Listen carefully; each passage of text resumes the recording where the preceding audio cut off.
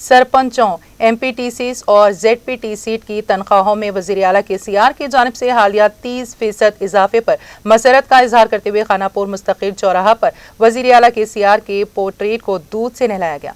इस मौके पर सरपंचों ने वज़ीर आला केसीआर से इजहार तशक्कुर किया।